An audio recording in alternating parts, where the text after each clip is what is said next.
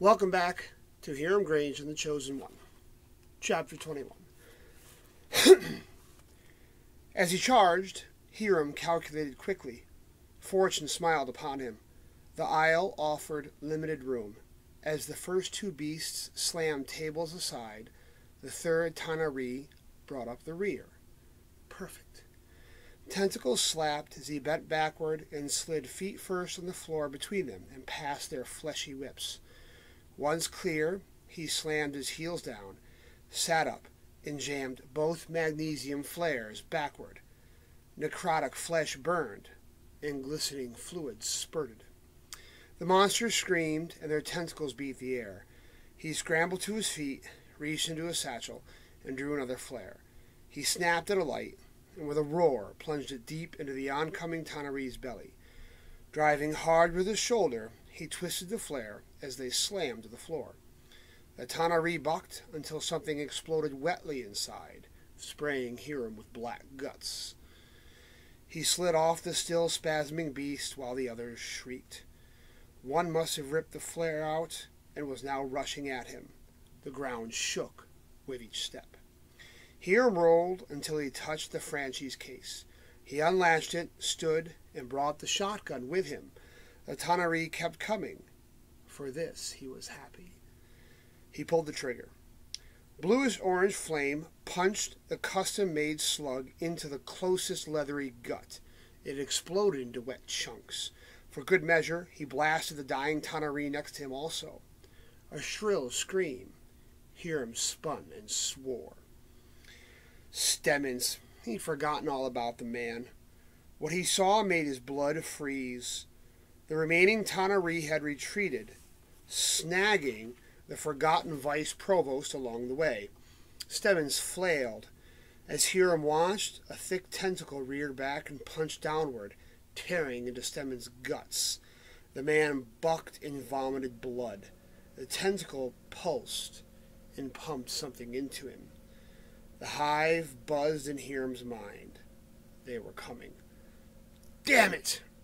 He'd no choice. The man was, well, had been, an asshole. But what was happening to him now, Hiram wished on no one. Still, there was nothing he could do. Rage burning, Hiram strained against the hive's pressure and backed out the door. Leveling the Franchi, he pulled the trigger and saw the glimmering fangs in Stemmons' eyes as their light faded. The shotgun bucked against his shoulder as he fired again. The dragon's breath flamed through everything into sharp relief. Hiram turned away as the last Tanaree exploded.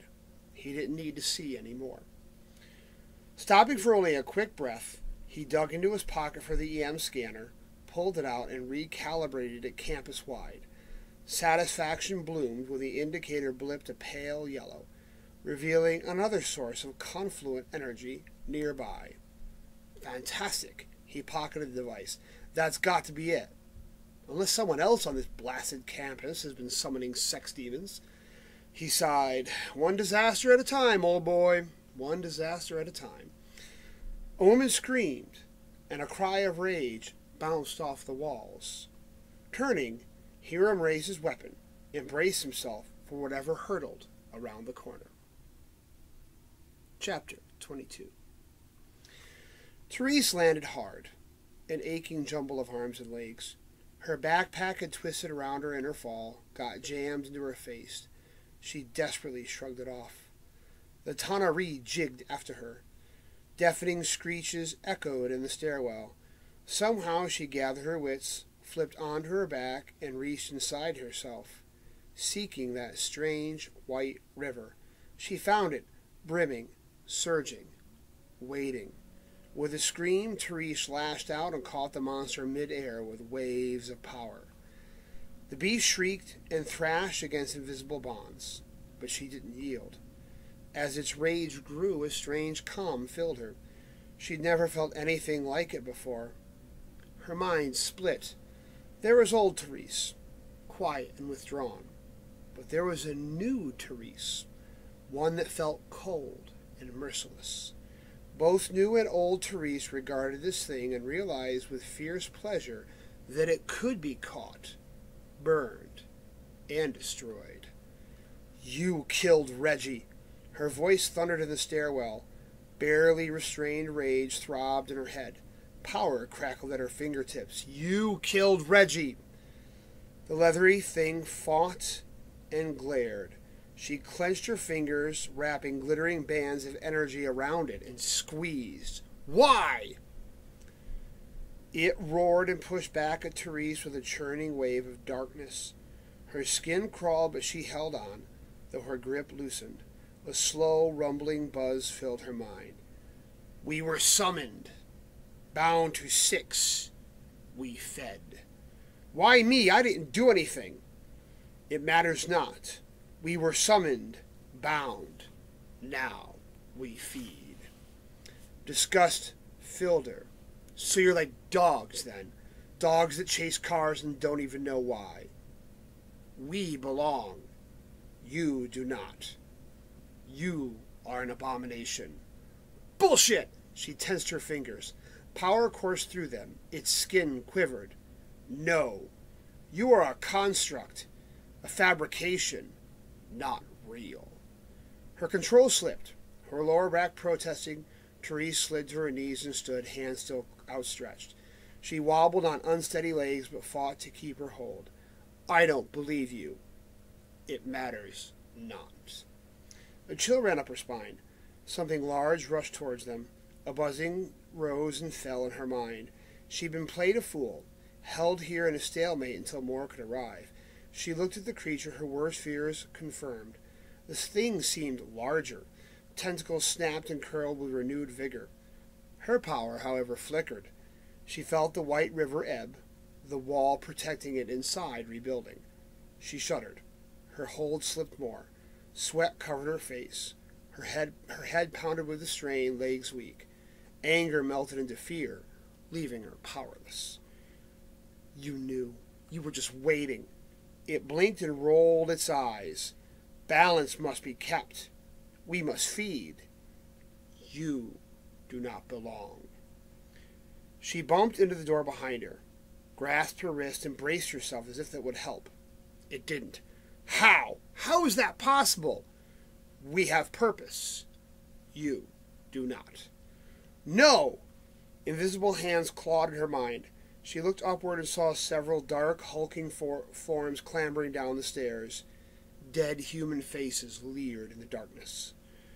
The final brick fit into place. The wall inside her rose, and the power faded once more. Therese spun, yanked the door open, flung herself through, and ran for all her worth. A dull boom echoed as the door slammed open. Shrieks reverberated behind her. Therese's fears spiked, but she didn't look back.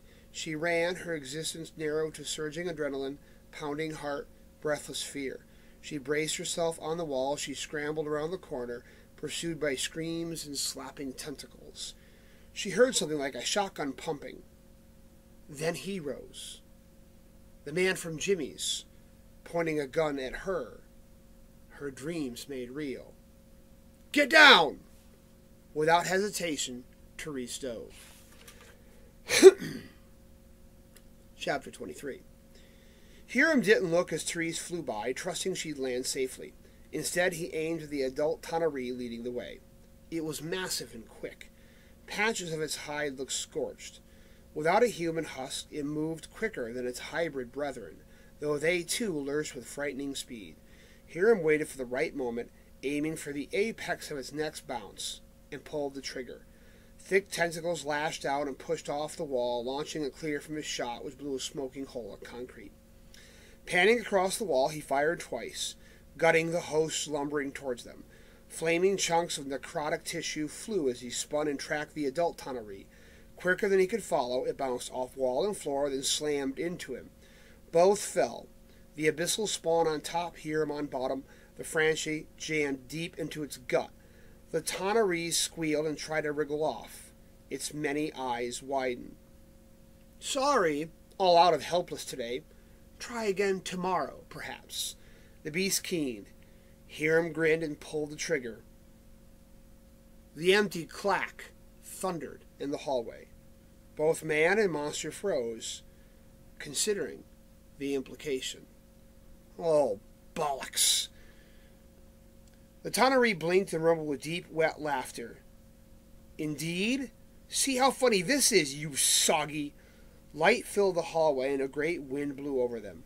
Deathly peace claimed Hiram as he stared, eyes wide, jaw slack in amazement. The monster screeched as Therese yanked it off him and held it high. Energy swirled and crackled upon her skin. Her face and cobalt blue eyes looked cold and empty. The Tanaree struggled in her grip, but it seemed smaller, its essence drained. Through her aura, Hiram heard the creature's thoughts. No! Abomination! She shook the Tanaree. No, she said in a cold voice. You are an abomination. You are impure. It is the way! A disgusted smile cracked Therese's mask. Not anymore. Hiram eased away, crouched against the wall, and fumbled in his satchel. Cannot upset balance. Something terrible glimmered in Therese's smile. I am balanced now. Transfixed by her cold beauty, Hiram dug another magazine from the bag and reloaded the Franchi. Therese's voice intoned, emotionless. I can burn it all down, make things pure. I'll start with you. He pulled the Webley from its holster, flipped the cartridge chamber open, ejecting the standard rounds. Moving slowly, eyes never leaving Therese's transformed face, he reached into the satchel and withdrew a speed loader, filled with the special iron slugs Bothwell had supplied. As he loaded the Webley, he wondered what the hell was going to happen next. Chapter 24. Darkness. She hated it. It lurked everywhere. Its hunger never faded. All it did was consume and destroy. As Therese's heart throbbed with the white river, she pushed out waves of light against the darkness around them. She would destroy it. She would cleanse the world, make it pure and empty. She squeezed the thing in her hand. Die, she whispered, pouring the white river into it. Cracks glowed in its hideous flesh. She filled it with pure white fire. It shuddered once, then burnt through and exploded. Pieces of blazing tissue flew outward, then faded into the ether. The darkness was gone. She'd made it pure. Peace settled over her, a sense of justice she'd never known. Still, the thing's brethren remained. Many surged towards them now. Therese smiled. She'd destroy them, too. Then the world would be next. The darkness must be purged no matter where it hid. All must be purged until everything was empty and gone. Something clicked in her mind. She turned and gazed at the man she now knew to be called Hiram. She could see so much more now. In him, too, lurked darkness, along with self-loathing, despair, hatred, and something else, oily life, growing in his belly. She reached out, the white river curling at her fingertips. Hiram. Grimacing, he pointed his gun at her. I'm sorry, love. Please, don't move. Not another step. She frowned as the river surged within. Hiram aimed the Webley at a spot between Therese's eyes. Finger tensed on the trigger, Franchi in his other hand. A buzzing alarm sounded in his head. More Tanaree were coming. They didn't have much time. Which was fabulous, really, because he had no idea what to do. Therese broke the impasse. You feel so much pain. Her voice resonated with power. So much darkness. I can take that away. Give you peace. In spite of the Webley, she took another step closer. With your help, I can make it all go away. No darkness. No more abyss. Hiram tightened his grip on the Webley. His stomach twisted with a thought. Think of it. Lives spared. No more hunting. Destroy evil. Rid the world of darkness. Bring back Sadie and Mother. He felt so damn tired. He spent his days drenched in monsters' guts. A dreadful existence, really. The problem? Not all monsters were made in necrotic tissue and conjured by dark magic. Destroying the abyss wouldn't make all monsters disappear. Hiram shook his head. You can't do that, Therese. She leaned forward. Her smile shivered, cold and threatening. Why not? Hiram retreated a step. The abyss exists for a reason, to maintain balance. That's what I do, fight for balance, hold the darkness at bay, not eradicate it. That's not my province. Besides, you can't have light without darkness. Not in this world. He shook his head. I don't know how it works, but it does. It's just not for us to decide. Cobalt blue eyes glowed, but it could be. Another shriek, closer this time. The distant pressure of the hive throbbed against his mind. We're out of time. If you're in there, Therese, back off. We'll finish this and talk to Mab. Maybe she can help. But right now, you gotta switch off the juice or I'll... Kill me? She raised frosty white eyebrows. Do you really think you can? He steadied his hand and thumbed back the hammer. Its echo clanged against his ears. We'll see, won't we? Therese leaned in, arched her eyebrows and whispered, No, I don't think so. If you could kill me, you'd have done it already. The hive thundered in his head. Sweat poured down his face. The Tanaree screamed in his mind so much closer, and the halls echoed with shrieks and slithering just around the corner. Damn you, Mab. He began to squeeze the trigger. Therese's aura faded. What's happening? The light waned. Therese crumpled forward. Hiram spun, caught her in the crook of his arm, raised the Franchi in his other hand, and filled the hallway with fire.